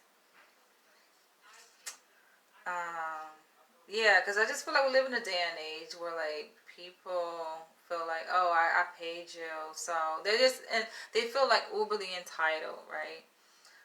To things, and if they don't get what they feel like they deserve necessarily, or they get rubbed the wrong way, then they react, right? And I don't need that. And people take to social media to react, and then they want to try to destroy your reputation, and I don't need those problems. I feel like $150 would not be worth what I've built, in my reputation. It's just not worth it, right? And sometimes people think that their money is no, I don't need your money. I don't. And I say this in business a lot. Some clients' money, it's just not worth it. You don't want to take their money. But anyway, keep going. He says, and yes, I do think it is somewhat intimate to converse with you over these issues. Yes, it is. I felt like a connection that we were building together. He says, and it's enjoyable for me. It's very enjoyable for me too. I think I did a 5-part series on cuckolding in the UK because of this guy here. He said, cause we were kind of going back and forth, right? He sent an initial email. I created a video. He saw the video and responded, and then we were going back and forth. So I like that exchange. He says, but your energy says that you are an entirely safe pair of hands and I'm able to trust. Yeah, I think you mentioned in a previous email that your perception was that I needed a boost to my ego, and you're so right, particularly at this stage of my life. I need more work-life balance and to invest in myself. Oh, yeah. Definitely. Self-care. Put yourself at the top of the list. That's just my motto in life. Comfort and vanilla doesn't sound very enticing, but it's where I'm at presently. So,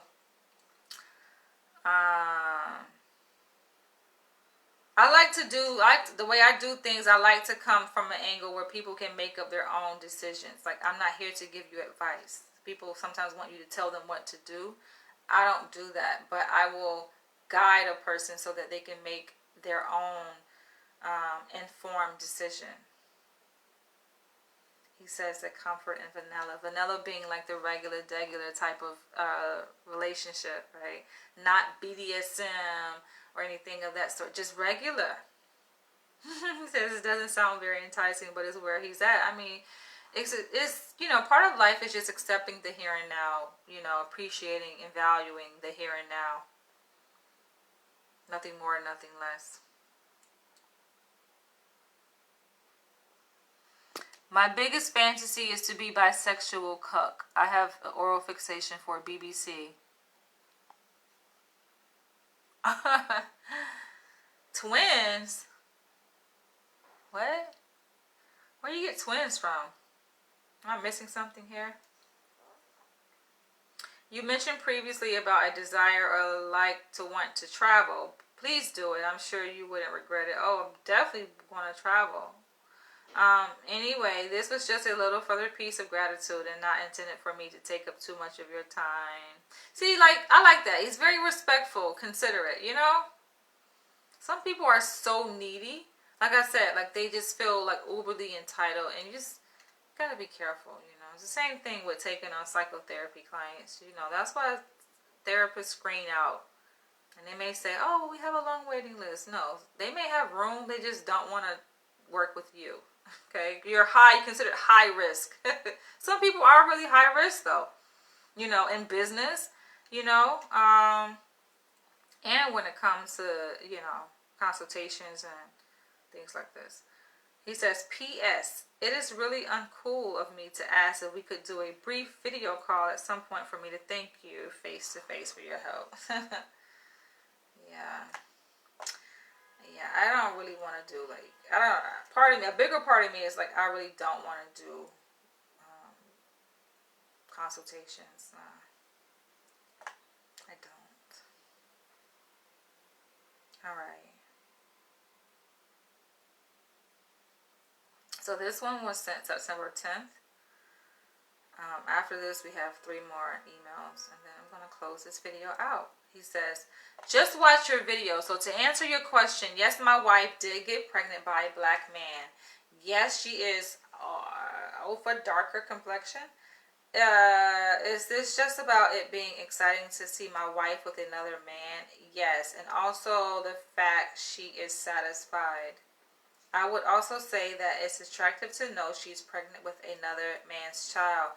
Hearing so many stories like this, right, of men who participate in this lifestyle here at cuckolding, it makes me want to know, where the fuck are they at? Okay, because I don't see them. Do you guys see them? Do you guys come across them? Do you work with them? Do you live amongst them? I'm like, where are y'all at? It's so underground. People live it very undercover, secretly. You will be surprised. I guess you just will be surprised to see. But yeah, goes back to the initial email I was reading about it being normal, like normalizing it, so that these people could have a face in society, right? But maybe we all have different identities. Maybe they don't want that identity to be as salient, to the world. Being a cuckold, is it really that important that other people know that, oh, you're a cuckold, right? Or you're a bull, or you're a cuck queen? Maybe they don't want to broadcast that identity, right? But I think it will help just for social interaction purposes. I think it just would be cool to get to meet people like this in real life, right? Beyond just social media. I'm not even saying meet them in real life to have sex, but just human interaction, right?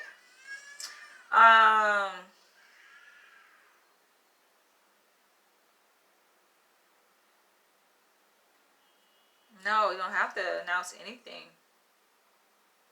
to anyone. I think you missed my point. Oftentimes people totally miss my point.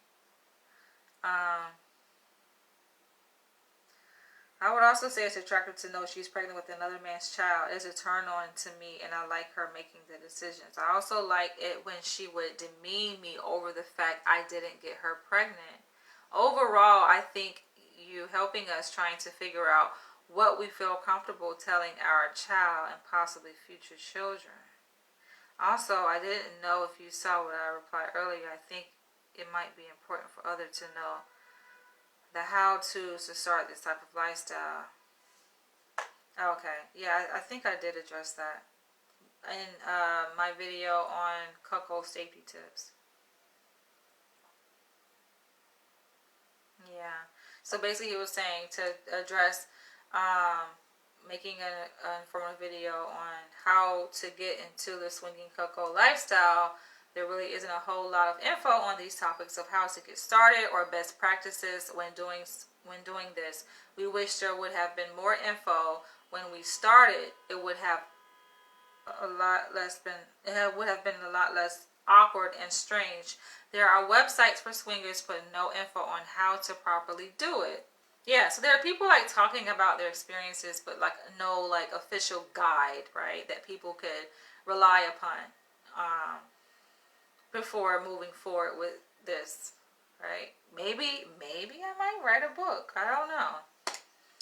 I feel like these videos are sufficient though. You know, we live in the day and age of digital, you know, information, social media. So, you know, you guys can just watch the video.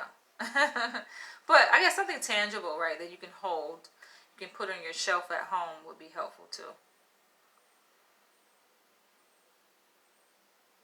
So I might consider writing a book. And I might pull from like your stories and give my advice. Since you guys trust me, I appreciate that you trust me. I haven't given you a reason not to, necessarily. Like how and where to meet someone, safe words and positions. See, it came up again about positions. It would have saved us from creeps, no-shows, and a not-so-planned pregnancy. This is the guy I was telling you guys about. We are still stumbling through it all as newbies, and it would be great if there was a book or manual. LOL. Yeah. So I did already address his email in my video on cuckold safety tips. I remember that one. The reason why this was an unread message was because he sent me 2 different messages. Sometimes people will email me directly and then they're like impatient, right? Because they think I just gotta reply back. Like I'm just sitting around just not doing anything, which for the most part I am. But even though I'm not doing anything, listen, I'm still doing something, right? And so they expect, you know, that I'm just gonna reply immediately. That's not the case. But so they'll go to my website and then send another email through my contact page. I mean, that's fine though. I'm not opposed to people emailing me different ways. All right, so here's another email sent September 1st. Says, oh, looks like it's by a female. At least the name, the email is a female name. Says, I hear a lot about cuckolding from white men and white women, but what do you think black women and men think about cuckolding white people?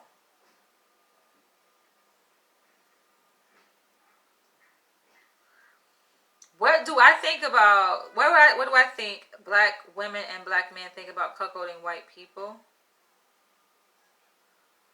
So I have to like wrap my mind on what the hell that would look like.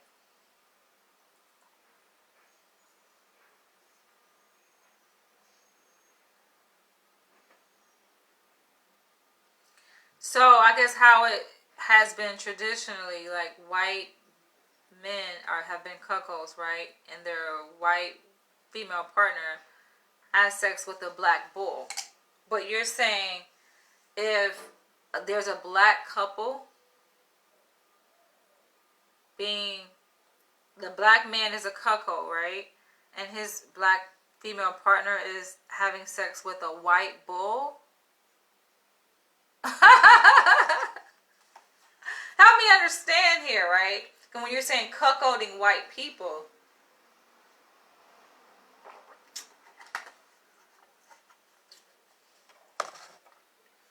that's how I imagine it, right?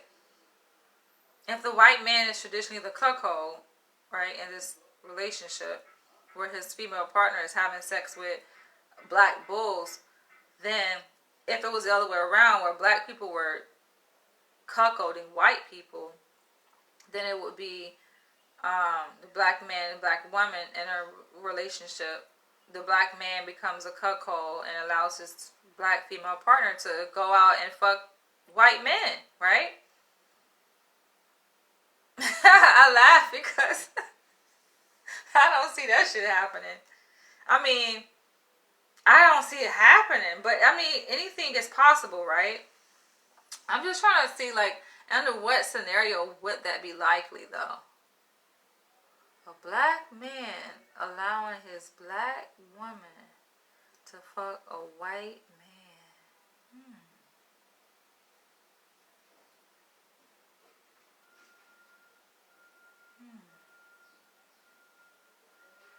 No, I did come across a black submissive man that emailed me, right? And I created a video response to his email.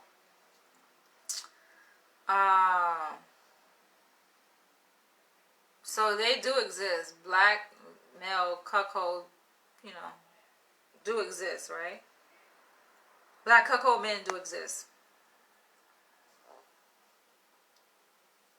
The fuck, this damn bug, right? And he was saying, like, he was speaking from, you know, his experience and just, I think he got upset too. He got triggered by my response. I was very blunt with my response to him, saying, you know, I was tapping into like parts of his character that attracts these women that basically treat his ass as a doormat, you know? Because he mentioned that. He mentioned how it hasn't been great, his experiences, you know? He said, oh, well, he even give this woman permission, you know, to go out. And before she goes out, like, he'll dress her up and cater to her and, you know, pleasure her, and then allow her to go out. He get her dressed up, you know, choose her outfit and all that, get her dressed up, let her go out, do her thing. He'll let her come back home, right? And then, like, clean up, you know, the other man's mess. But he's like, the way he feels taken advantage of. He feels like, you know, these women just basically snatch his heart, take his kindness for weakness, and discard him. He feels like thrown away like trash. And I think he had a financial aspect of it too. Financial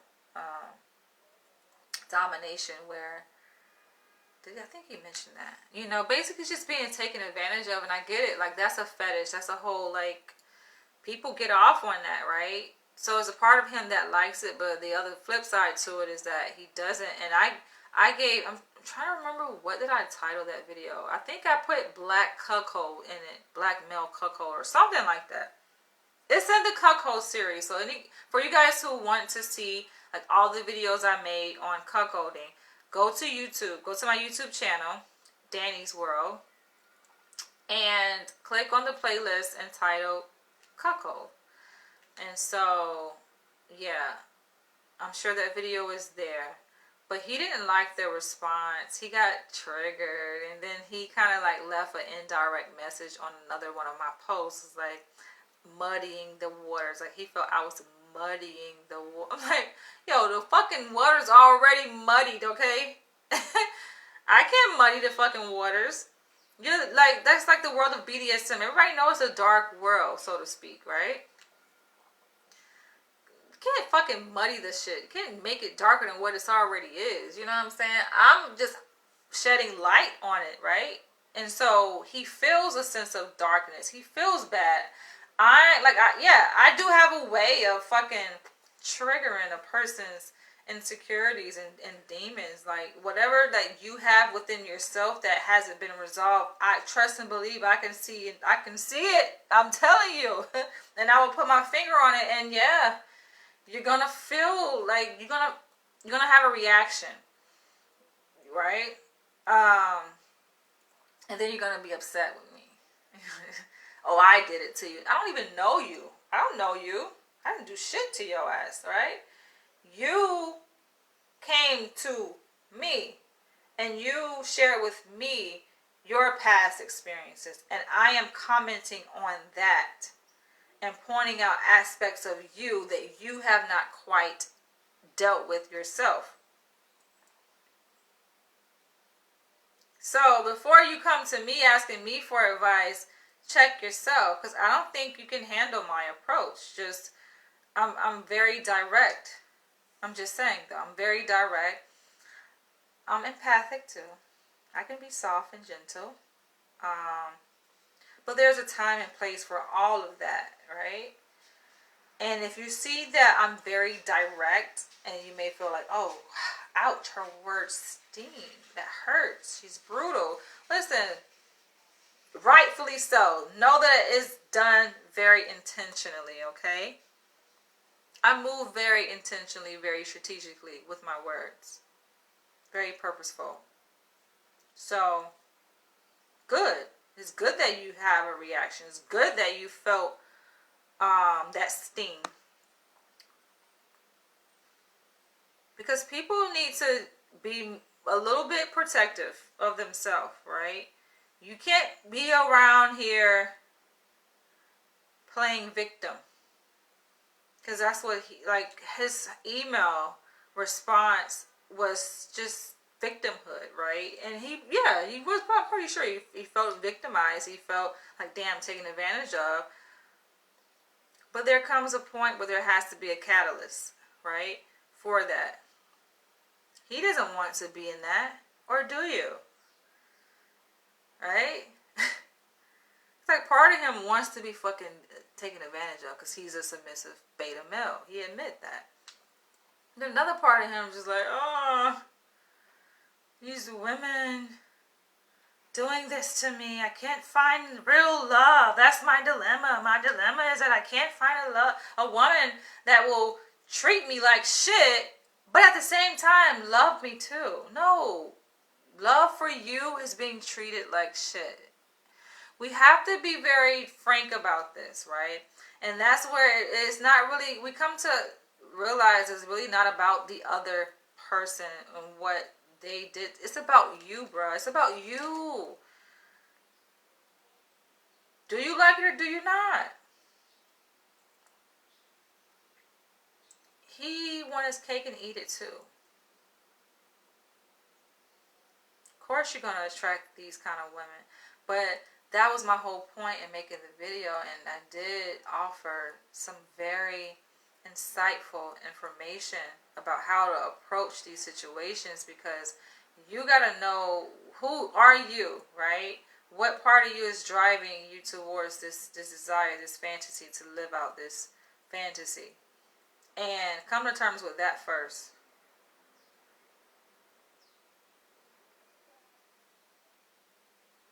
And I may sound kind of this may sound like anti freedom of sexual expression, and I'm very much about people expressing their sexual self, right? And dibbling and dabbling in whatever alternative sexual lifestyle you want. But it's a reason why I say it's important to understand your motivations, what's driving you to do this, because oftentimes it's traumas. It's things that haven't been quite resolved in your early life experience that really do need to be addressed, right? So that then once that's resolved, it's not to say that your desire is going to go away, because I even admit it, I share this all the time. I have seen a psychologist myself. All psychologists are required to go to therapy and to see a psychologist, a licensed psychologist, right? I've done my own work. And just because I have been psychoanalyzed, right, and reached down into my deep within my early childhood experiences and all of that, doesn't mean that my fucking sexual desires go away. Doesn't mean that, oh, I no longer want to be beaten. No, it doesn't. No. And I made an effort, a conscious effort, to let my psychologist know, like, no, that shit ain't going away, okay? That's always going to be me, okay? But what it did do, what therapy did do, this deep searching within myself. Oh, I gotta go, you guys. But what it did do was it gave me a greater appreciation for my submission, right? When you really appreciate your submission, you value yourself first above anything else, then you can attract what it is that you want and be able to have your cake and eat it too. He didn't do the work. Because you can tell a person that doesn't love themselves. So you get what you ask for. This is what you crave. This is your desire. You want to be trampled on like trash and discarded? That's what you're going to get, right? And then you don't like the residual effects of what does that really feel like days, weeks, months, and years later. These women don't even know you. They don't even remember your ass, okay? They don't remember your name. They don't remember nothing about you. Who are you? You don't even exist in their mind anymore, right? But part of you wanted that. But anyway, moving forward, because I do got to end this video. So this was sent by a female, September 1st. Oh, did I answer it? I hear a lot about cuckolding from white men and white women, but what do you think about black women and men think about cuckolding white people? Yeah, I laughed at that. But anyway, moving along. I have two more. I gotta go. All right.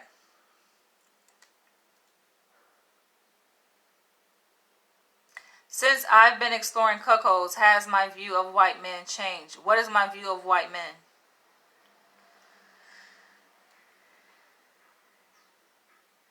All right. This was sent August 23rd. Hi, what do you think about scuba fetish mixed with cuckolding? I thought that was funny. Perhaps that's one of his hobbies, scuba diving. I don't know what to think. I never scuba dived before. But perhaps I like people like to play like dress up, and if you have like a certain interest in a thing, right? No matter what the interest is, you have an interest in scuba diving.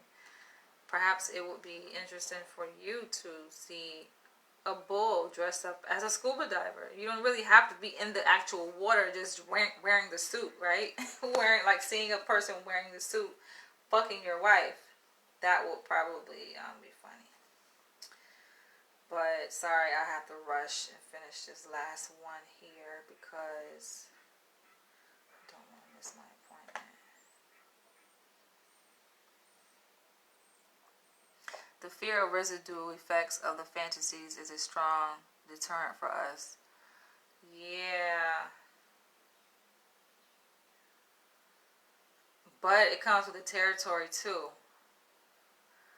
And I feel like it's really a working of unresolved issues too. Like working through those unresolved issues, I think, can lessen those residual effects. So even with the example of what we were talking about earlier, guy commented and said that